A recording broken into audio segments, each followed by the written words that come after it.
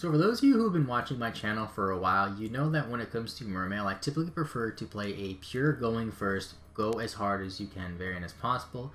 Not really worried about playing hand traps or countering things like Mystic Mine, like just things like that. I want to make sure as many cards I play are live, and my decks as consistent as possible with extenders to make sure my plays go off when I'm going first as much as possible, and then when I'm going second, hopefully OTK.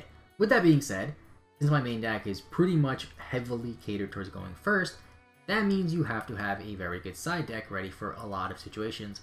One thing that I've been messing around with is siding into pretty much these weird packages to address certain different decks. So when it comes to the side deck, as I'm sure you guys are aware, what are some things that people typically side for different types of situations? So typically you might see like Nibiru.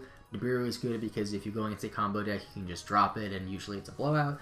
Dark Ruler No More to out those really big boards. Things like Red Reboot against back row decks. These are all great cards, sure, they're all very common side deck cards, but the problem with these are you have to hard draw into them, which is a lot easier said than done. There's a lot of games where I'm sure you guys have been in situations like this, where it's like, man, I sided in 12 cards for this one matchup, and if I saw any one of them, I probably would have won, but you lost because you didn't see any one of them. And that's a pretty big problem with side decking. But when you look at these things, right, when you look at the Artifact Dagda and the Curious Gryphon package, these are side deck options where you could get into these using your main engine. So what do I mean by this? Let's say you play against a deck, in the case of the Artifact Dagda engine, let's say you play against a deck that is really reliant on the extra deck, maybe something like Adamantibators. There's really not much they can do without going into the extra deck. If you do something like this and just drop an Artifact Scythe on them, they aren't going to really be able to play. However, if you play just something like 2 Sanctum, 1 Scythe, you have to hope you draw the Sanctum and set it, and that's really not as good. Same thing with the Curious Gryphon package. Now, this is mainly used to go for something like Imperial Order. Imperial Order against some decks that are heavily spell reliant, complete blowout. Don't really gotta say much about it. You just activate it, they can't play spells. They pretty much lose, but this is a one-of. You're not gonna draw a one-of going first a lot of the time. So these are 2 little packages designed for, let's say you're going first and your typical combo board isn't good enough against certain matchups, and you want to go for something that can bring out a Scythe to stun them out of the extra deck, or go for Imperial Order and make them say that you can't play spells. So there's a lot of really easy ways to do this in Mermail. So first off, I want to show off the Dagda package. I have seen some people actually even main decking Dagda and main decking the Scythe and stuff like that because it's just that good. I personally don't, but it's definitely not a bad idea. So Diva plus Extender can really get you there. There's a lot of ways to get you to Dagda with a set Scythe, more than you might even realize. It's just one of the easiest ways to do it. So let's say we splash from the Tenny, whatever. Normal summon Deep Sea Diva. A little bit of glare here, to apologize, but that's the Tenny. Use the effect of Deep Sea Diva. We're going to summon out our copy of Neptibus.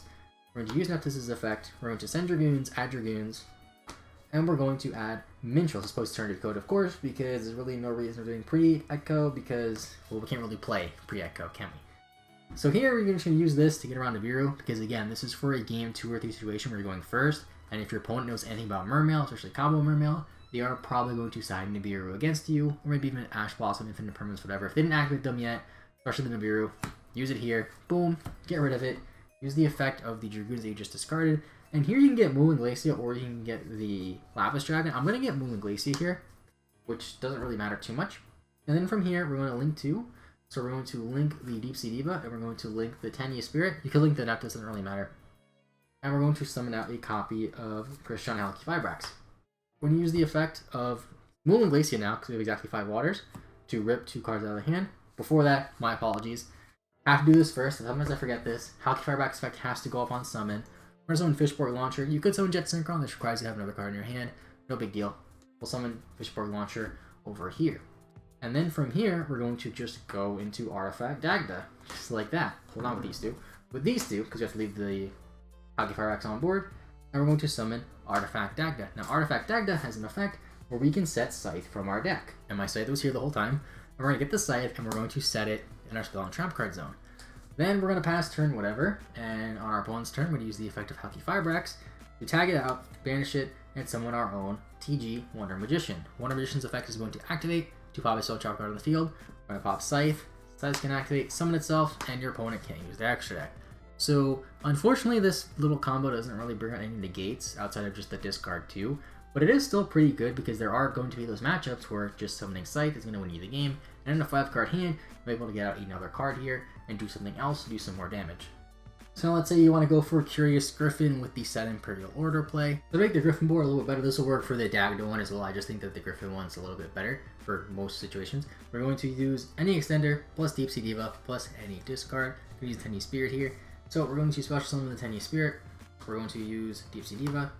We're going to use the effect. We're going to summon out a copy of Netabus, which will immediately use the effect to send Dragoons, and add Minstrel. We're going to use Minstrel, discard Dragoons, just to hit any potential Nibiru. And we're going to bring out the Exceed Sleet Dolphin. Now I'm only playing this because it is a level 4 Sea Serpent that we need to search off of the Dragoons, which makes Ashima a lot more live. It's also a pretty good extender, because when a monster is Exceed summoned, you can special from hand. Pretty good, but it's mainly just good because it's a level 4 Sea Serpent, searchable off Dragoons that isn't Dragoons. So here we're going to leave the Netabus on board, link the Tenyi, the extender rather, and the Deep Sea Diva into Halki Fibrax, use the effect of Halki Fibrax, which is going to summon out our Fishborg, of course, and then from here we can go into Ahashima, which is unfortunately a proxy again. Still don't have one in the mail. I'm going to use the effect of Ahashima to bring out the Dragoons from grave, and to special the Exceed Dolphin from our hand, and immediately overlay them into a copy of Bahamut Shark. I'm going to use the effect of Bahamut Shark, detaching Dragoons, to also use the effect of Dragoons to put the Totally Awesome under one of the extra monster zones, that way it's live under Gryphon. And then from here, after the Dragoon search, we're going to get our copy of Lapis Dragon, so we can special it. We're going to bring back the Fishborg because we need a fish for the play to go into Curious. We're going to link a Water Fish, a Water Sea Serpent, and a Water Machine. And we're going to go into a copy of Curious. Curious is going to send our card to the graveyard. In this case, it's going to be Imperial Order. And then we're going to we're going to mill 3. Doesn't really matter what we mill, but, you know, you gotta do it. And then we're going to link the Lapis Dragon and the Curious and go into our Knightmare Gryphon. Going to use the effect of the Knightmare Gryphon, discarding our any card. In this case, it was the Scythe, but it's literally any card. And we're going to take our Imperial Order and set it. So with this board, this is a 1.5 card combo, or I guess you could say it's like a 1.5 plus a half card combo because it needs any card plus an extender, which is easier to do than just getting a single Diva, of course. You're going to have an Imperial Order to stop any spell effect, which for some decks is pretty much auto win. We're going to have a generic negate to help you back your Imperial Order a little bit more. And then you're going to have the Knightmare Gryphon, which means your opponent can only activate special summon monster effects if they are linked. Sure, you do give them the zone, but that is still going to hinder them a little bit and act like a pseudo floodgate-like effect. Unfortunately, Ashima's got to stay, can't link it. But that's just some pretty cool combos you can do with the side deck to show you that with this deck, with really any combo deck, I should say, you can side things like Dagda, things like the Curious Gryphon package, which you don't have to rely on hard draw, you can just make with your Eternal Engine, which I think makes it one of the stronger side deck options. And it's definitely something you guys should consider, especially if you play a more aggro variant going first. That doesn't mean any hand traps, doesn't mean any Gamma Seals, doesn't mean any Nibirus, doesn't mean anything, basically besides stuff that's good for going first. So thanks for watching. Leave a like if you enjoy, subscribe if you're new. I'll see you all next time, and bye-bye.